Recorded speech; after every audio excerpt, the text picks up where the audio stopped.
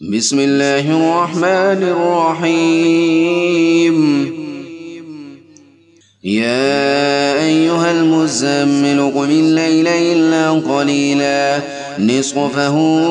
أو انقص منه قليلا أو زد عليه ورتل القرآن ترتيلا إنا سنلقي عليك قولا ثقيلا إن ناشئة الليل هي أشد وطئا وأقوم قيلا إن لك في النهار سبحا طويلا واذكر اسم ربك وتبتل إليه تبتيلا رب المشرق والمغرب لا إله إلا هو فاتخذه وكيلا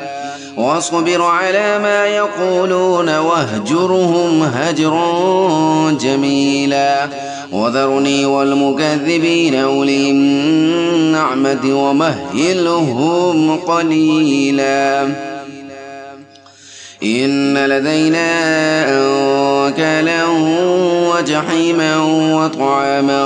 ذا غصة وعذابا أليما يوم ترجف الأرض والجبال وكانت الجبال كثيبا مهيلا إنا أرسلنا إليكم رسولا شاهدا عليكم كما أرسلنا إلى فرعون رسولا فعصى فرعون الرسول فأخذناه أخذا وبيلا فكيف تتقون إن كفرتم يوما يجعل الولدان شيبا السماء منفطر به كان وعده مفعولا إن هذه تذكرة فمن شاء اتخذ إلى ربه سبيلا إن ربك يعلم أنك تقوم أدنى من ثلثي الليل ونصفه وثلثه وطائفة من الذين معك والله يقدر الليل والنهار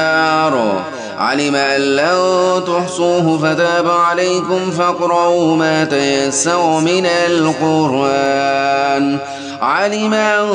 سيكون منكم مرضى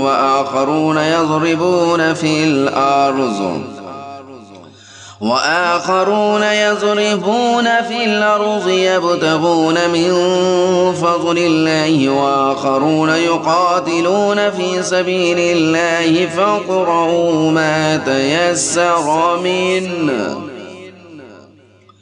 فاقرؤوا ما تيسر منه وأقيموا الصلاة وآتوا الزكاة وأقرضوا الله قرضا حسنا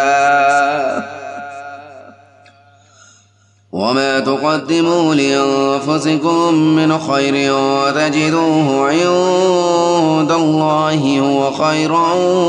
وأعظم أجرا واستغفروا الله إن الله غفور رحيم.